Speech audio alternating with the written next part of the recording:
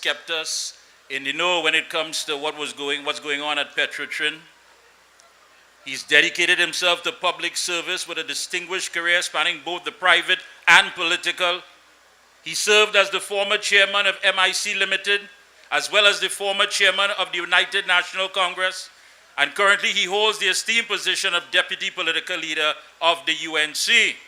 UNC family, St. Augustine, the man coming from Claxton Bay, came up here. He has a lot to tell you. Please put your hands together for Dr. David Lee. When UNC wins, everybody wins. When UNC wins, Trinbago wins. Trinbago wins. Everybody wins. Thank you. Thank you.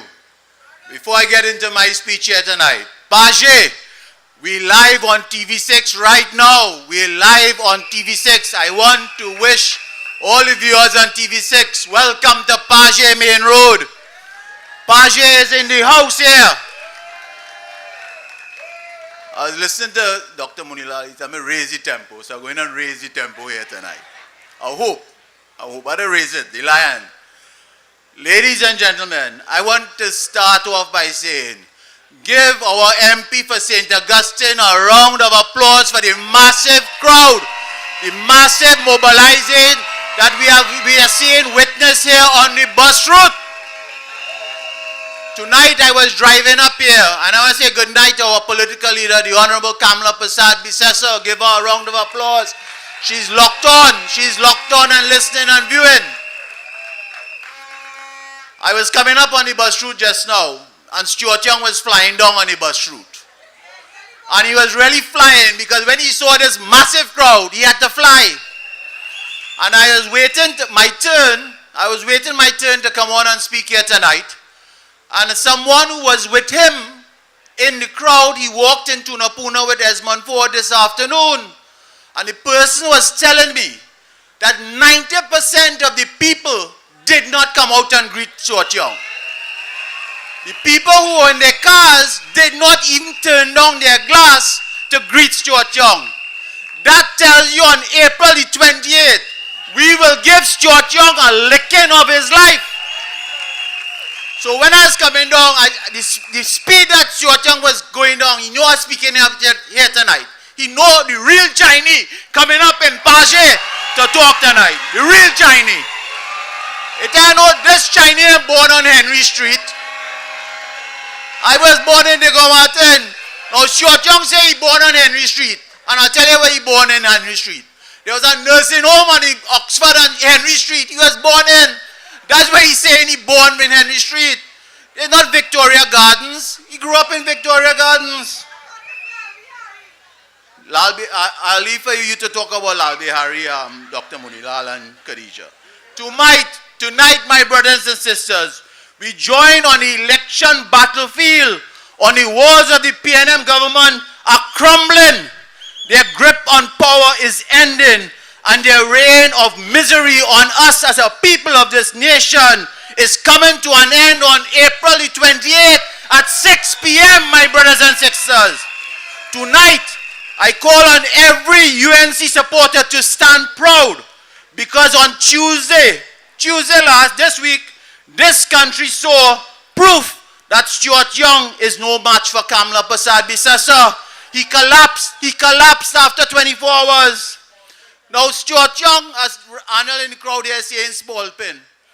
Stuart Young, he told his new cabinet he wanted to take a little cricket match. And he said, well, I could take a bowl against Kamala. So he asked Kamala, he batted and he's so greedy he wanted to go first. So he asked Kamala, what kind of ball you going and bowl me? She said, the Chinaman. And she out his wicket right after at 3:45 p.m. on Tuesday. Stuart Young and his government could not survive 48 hours against Kamala and the UNC. Stuart Young swore in a cabinet at 3 p.m. on Monday. On Monday, he swore in his new cabinet. And by 3:50 p.m. the next day on Tuesday, he was forced to dissolve and mash up Parliament. On Monday, Young and his government stood in the president's house promising prosperity and progress. He told us that. But after they listened to the leader of the opposition on Monday night in Brazil, in La Joqueta Talparo, a bumper crowd we had up there, the very next day on Tuesday, the only option Stuart Young had was to call an election. Trinidad and Tobago, do not be fooled into thinking that shutting down the parliament was a planned strategic move by Young and Rowley. They were caught napping after Kamla caught them on Monday night, and after Munilal put a licking on Stuart Young, they had to call election the next day. You can't, let me tell you something. Rowley thought he was giving a man, he gave a boy to do a man job there. That's why he couldn't last. He could not last against the pressure of Imbert and Foster and those others. He couldn't do it. He couldn't stand up to Imbert, and he wanted to come and lead you, the people of Trinidad and Tobago, for 5 years. Run him. Never in the history, listen to this, never in the history of minister politics has a prime minister been appointed one day and the very next day dissolve parliament. As a country, ask yourself, which prime minister does not want to go to parliament to contribute and to be recorded on Hansard? A prime minister like Young, who boastful, one who was not elected, but rather coronated. So we had the cuckoo king coronating the Chinese boy. You know, he call it, I didn't say it, Rowley say he's the cuckoo man. As a country, ask yourself, which prime minister with 4 months of parliamentary time left, 4 months left in parliament before the session ends, does not want to go to parliament with legislation to improve the lives of you, the citizens? A prime minister like Young, one who has failed in every single government portfolio that he has held. The reality is, Young's mashing up of parliament was caused by his inability to have any defense, response, or credible answers to the question raised by the UNC. Young knew he could not risk going to parliament because the opposition would have made him account for his records. Young knew he couldn't risk going to parliament because we in the opposition would expose the unlawful nature of his appointment.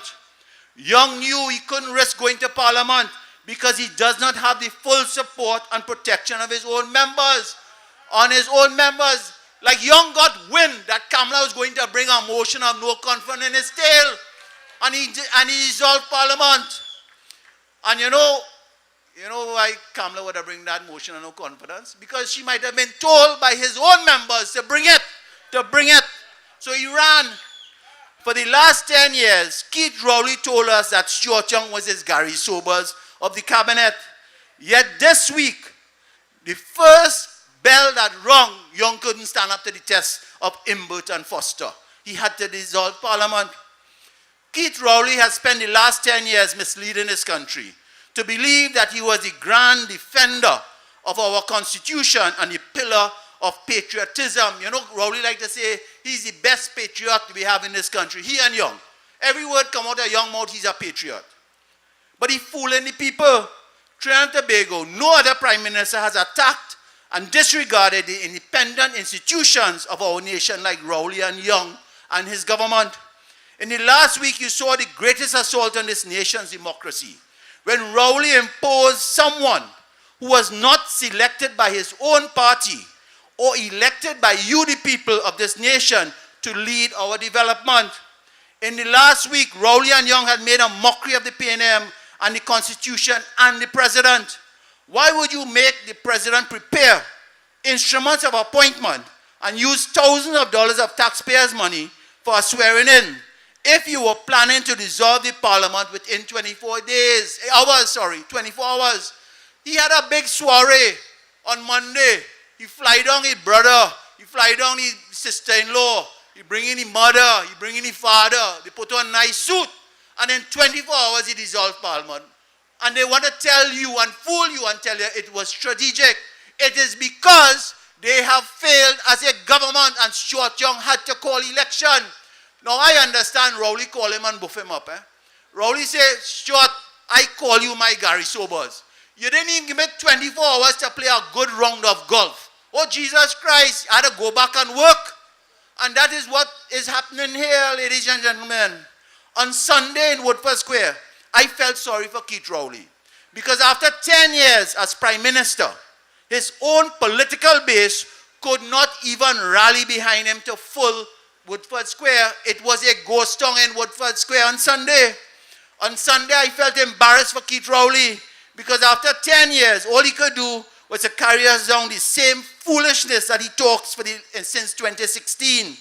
But that is Rowley's specialty. He and the PNM like to carry Trinidad and Tobago down a rabbit hole. They like to rile up the population on witch hunts and allegations to distract the country from what they are really doing.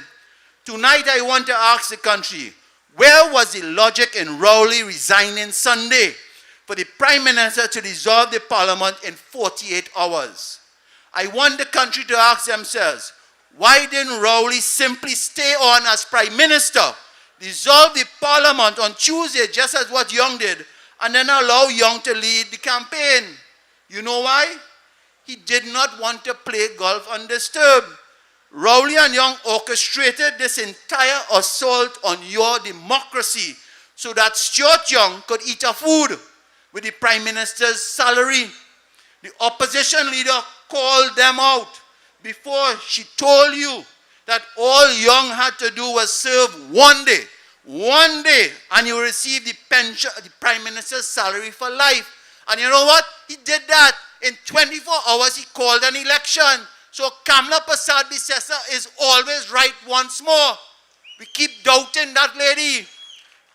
On Sunday, Rowley riled you up as a population and went down the rabbit hole, OAS, OAS, OAS. And I'm sure Dr. Munilal will come here and talk the truth about OAS.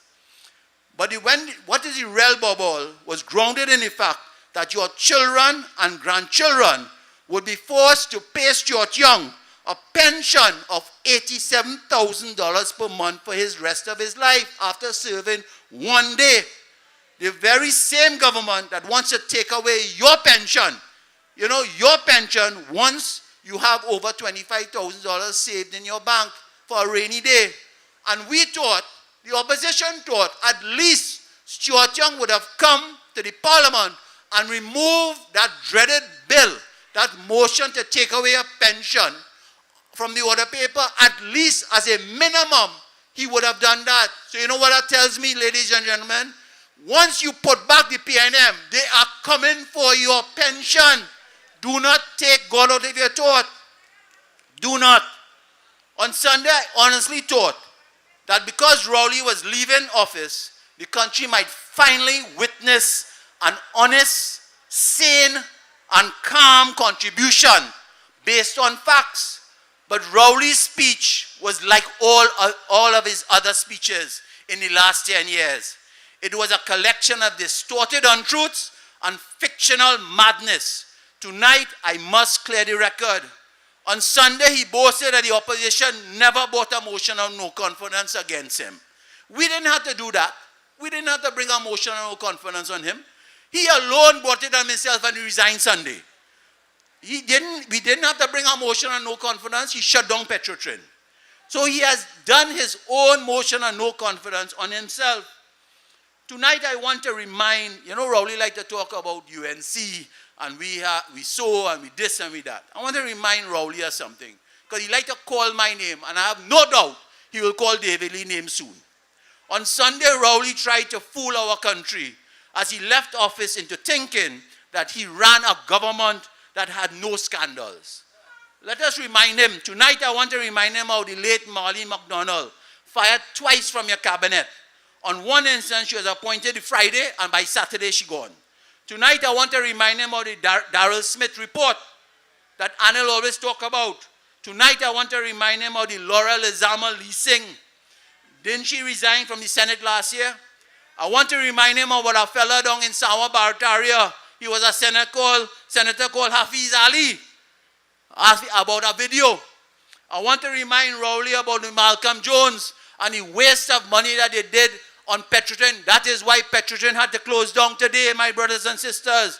I want to remind Rowley about the Nelson Gate. I want to remind the country of the sitting Minister of Public Utilities who was demoted from finance. He was demoted from finance. That is Imbert. Didn't the Privy Council say, the judge, say we need to investigate him, but don't be fooled by Rowley, my brothers and sisters. Don't be fooled. During last Sunday's rally, I thought Stuart Young was in a play. I thought he was in a play in Napa because he has given promises. I know he couldn't keep the promises. He given promises and he talking like he would rather die for the people of this nation and he would fight for the sovereignty of your soul of this nation. What Rowley is say about that? That is what cocky pot? Some kind of thing is poppycock. That is a lot of poppycock by Stuart Young. A lot. Stuart Young saying he's a pan lover. What the hell are you hearing here? He's a pan lover. Stuart Young don't know what pan is. You know what rock music is. You ain't know about wrong. You ain't know about pan. But it sounds good to say he's a pan lover. Right? Last Sunday we heard Young's fake outrage when he told the country he was infuriated by the Piarco's airport costs. Hence he joined the PNM. You hear chippiness? But it's the same Stuart Young who had no problem when NGC, under his tenureship, wasted $240 million of your money on Train 1. It is the same Stuart Young had no problem when Rowley would spend millions on Casabon paintings for that residence. I hope when Rowley left, he leave the Casabon paintings. In the last few weeks, I have seen Young boasted about reforming education sector. So for 10 years, he was there as the Gary Sobers. He didn't know about the education sector. He didn't think it needed reforming. For 10 years, he was with Rowley. They closed down the hospitality school in Chagaramas, and then they want to talk about Rowley opening the airport in Tobago and say they will bring back sandals. What stupidness we hear in here? Don't be fooled. If you ever wanted to know the meaning of our pickup side, just look at Young cabinet. As Dr. Munilal tell you, they move a man from national security and they put him in the office of the prime minister and they have a big couch, he go in and sleep. I don't even think he realized that Parliament dissolved. I think he's still sleeping on our couch. Imagine the new Attorney General, based on the Trinidad Express, and I know Saddam talked about it, which was Camille. When the last time she practiced law, they had no cell phones in this country or no Wi-Fi. That's the last time I understand she practiced law. We didn't have cell phone and Wi-Fi. Right? So that is the Attorney General for Stuart Young. Then they bring a man, Stuart Young bring a man from England called Dan Paul. I know Dan Paul. I want to tell all you I know that. I went to school in CIC with Dan Paul. In my days, we didn't do any bullying in CIC. I don't know what happened when Stuart Young went into CIC, but in my days, we didn't have bullying in CIC. But I know Dan Paul. Dan Paul is a product of the PNM. He is a PNM. So don't let us be fooled and come and tell him front page, no hardship under me. Meaning, he's the Minister of Finance and there'll be no hardship. He was the Permanent Secretary under Imbert when they shut down Petrotrin. He is the chairman of the refinery committee that is bringing and gave awarded the Petrotrin refinery to a company called in Nigeria, Oando, which is a failing oil company in Nigeria. So, if Dan Paul want to get in the Gael, we will get in the Gael with Dan Paul. So, let us not be fooled. My time has come to an end. And they have a man called Imbert.